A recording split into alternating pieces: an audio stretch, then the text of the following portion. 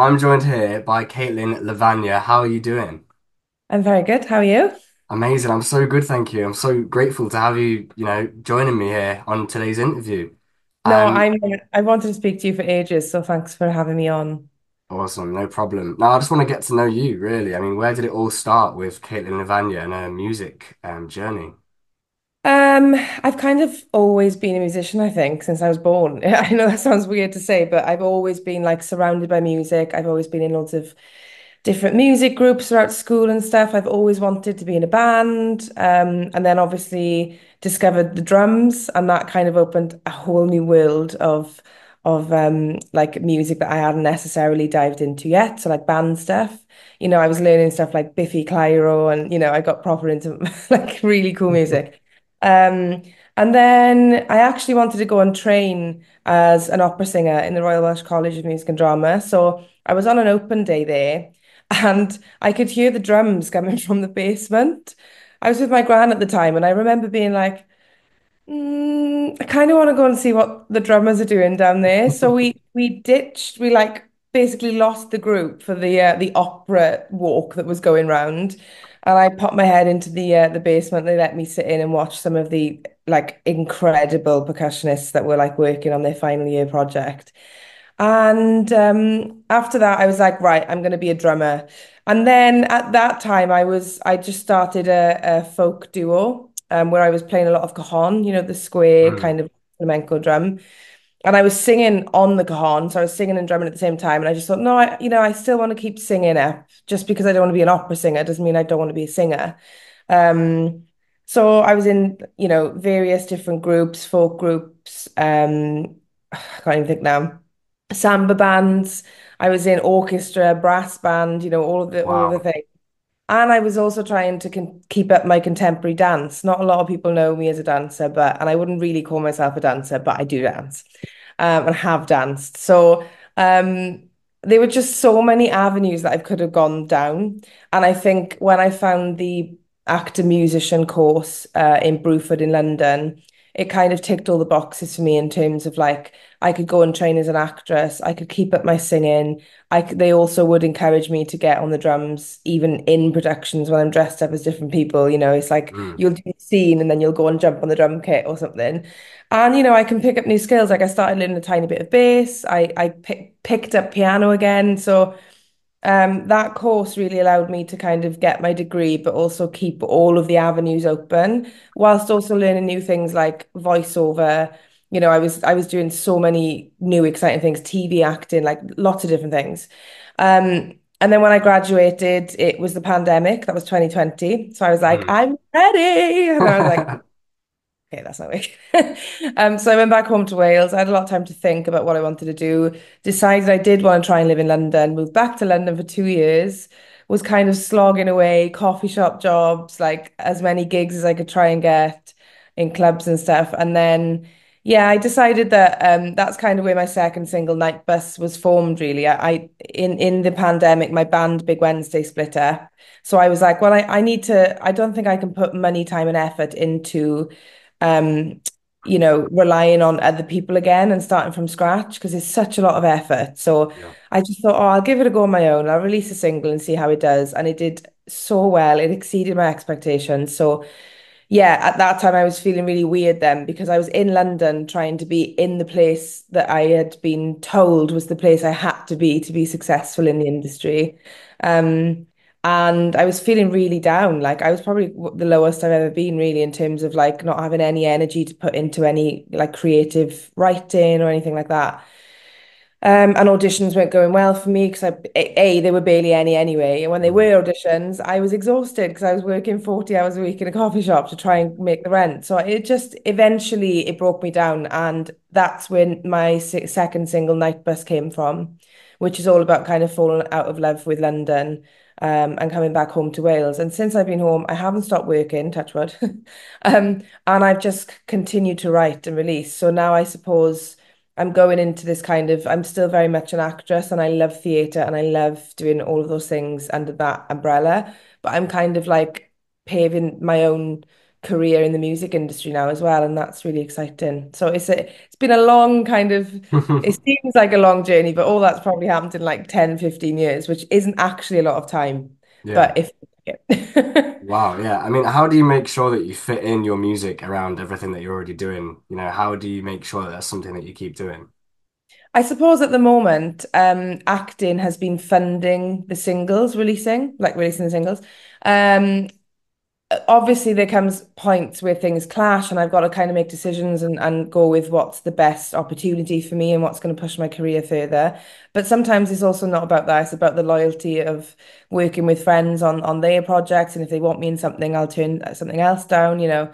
Um, so yeah, it is difficult to do the both, and they're both very unreliable, and lots of the time your career's in somebody else's hands, which isn't ideal. You can Mm. make as much work as you want, but at the end of the day, if BBC A-list get involved, it's going to be a better situation for you, right? In the long Yeah. run. So I suppose it's just taking each day as it comes and trust in the process. I know that sounds boring, but Well, that's if all you you enjoy it, that's yeah. all I you mean, can do. you must love making music, right? Yeah, I absolutely love it. Honestly, being in the studio, people always ask me on interviews, like, which do you prefer, acting or music? And I always say, like, it's not that I prefer either or. There's just certain places within both industries that I feel so comfortable. In the music industry, it's if you get me in a recording booth, whether that be on drums or singing, and the idea that you can just it's like really like just go in on yourself and go, how do I want that to sound? Like, because I'm just recording this once and that's the version everyone hears. I can do what I want live. I can do all my little twiddles and blah, blah, blah, blah, or fills or whatever. But, that's the version that's going to be the one etched into Spotify and stuff. Yeah. So I love it. I love it. I love working with my producer, Joe Rodwell. He's amazing. And also Alex MacArthur. And also just like writing with my friends. I think a lot of musicians now, especially because of the way that like royalties go and PRS and all those boring things that we have to know about, um, because all of that can get quite it can almost get nasty with like percentage splits and stuff, especially in bands. That's how most bands split up because Yeah. one person's doing most of the work or somebody's running the Instagram on their own and the other person's not putting it into the system properly on PPL or whatever. But I think like I actually love writing a song with a friend. Like I'll actually listen to my friend's music. I did it music. I did it with my friend Moa quite recently. She's about to drop an EP or an album. I can't remember which one, but she's amazing and she's such a good friend of mine. So I just called her up and I said, I'm in London, let's write. And we started writing this thing. It was like a verse chorus situation, nothing like massive. That's all we got done because we ended up giggling and having a glass of wine and whatever. So we left it. I'm currently working on my first ever EP, which I'm really excited about. And I was in the studio the other day with Joe, and I was like, "Oh, I'm not feeling this one. Can we move on to something else?" I've got this song that me and Moa started, but I think I like it stayed with me, so I think there might be something there.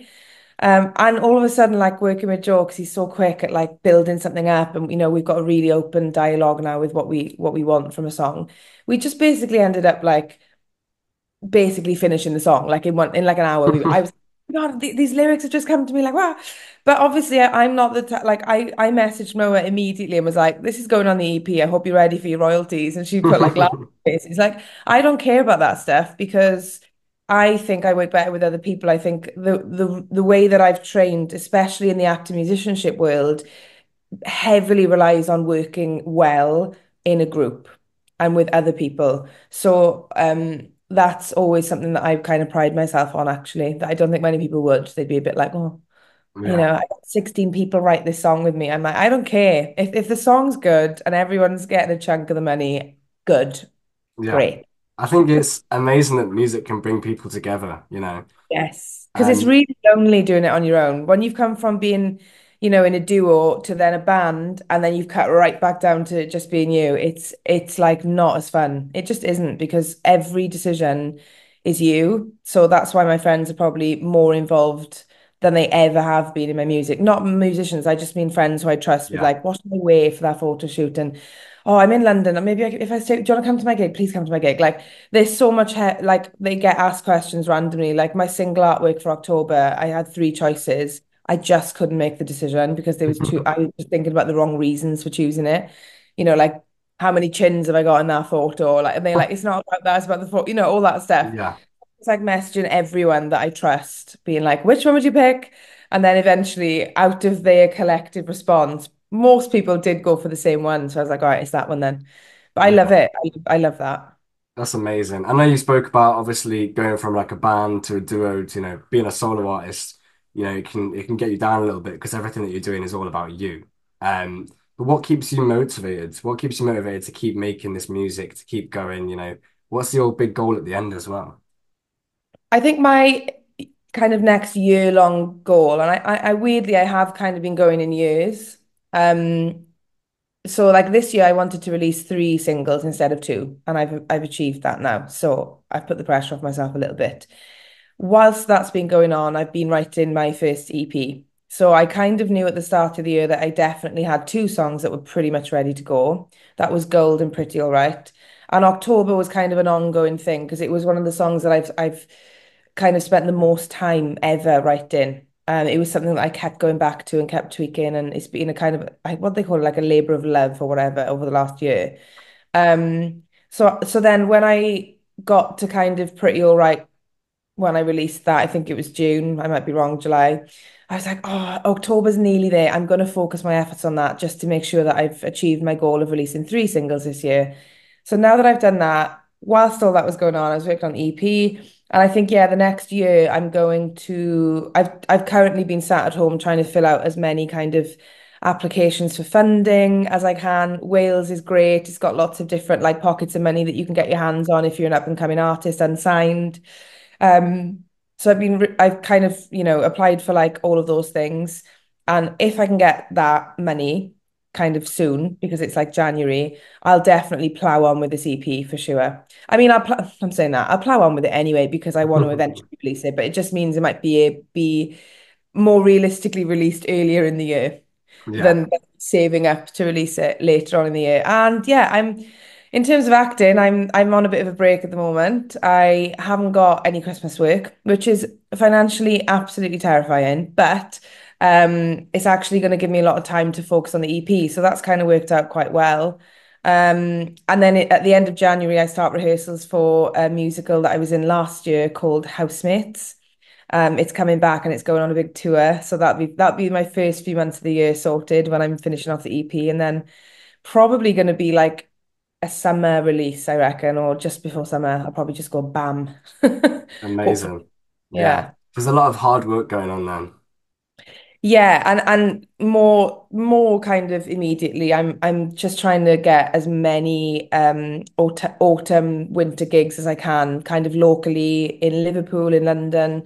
And when we're just about this by the end of this week, me and Two Media, who I work with quite a lot, me and Keisha, we're gonna try and get like at least 6 or 7 dates in a row, and we're gonna probably just call it like a little tour. And Mm. hopefully we can get people along to come and see me live because I think that's something that is affected quite a lot by acting work, actually. I can't just go and do a gig on a Saturday because I'm Yeah. normally Yeah. so I'm kind of, making the most of me releasing the most songs I have ever this year and now having a bit of a catalogue of originals, which is really nice. As well as the new stuff that I'll definitely be trying out. Yeah, me and my guitarist Josh, we're really super excited to do that. We've got a few booked in like Christmas light switch ons. So we've got some outdoor Mm. gigs, which is going to be very Nice. interesting with big crowds. So that'll be really fun. And then we've got like the classic kind of venues in Wales that I've always wanted to gig at, like Club y Bont in Ponty, Tom Jones Land, if you like, kind of like a class place to go and gig Yeah. if you're local, that's like the place.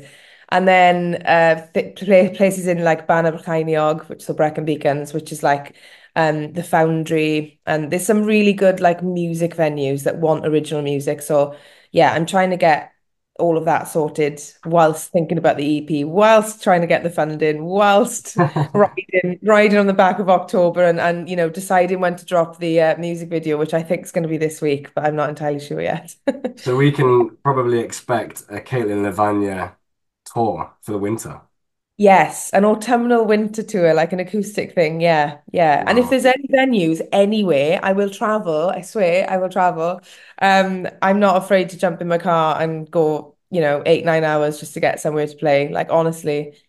So we've been contacting places, I'm based in South Wales at the moment, but I've got a lot of contacts in London and Liverpool and all of the places that I've toured as an actress.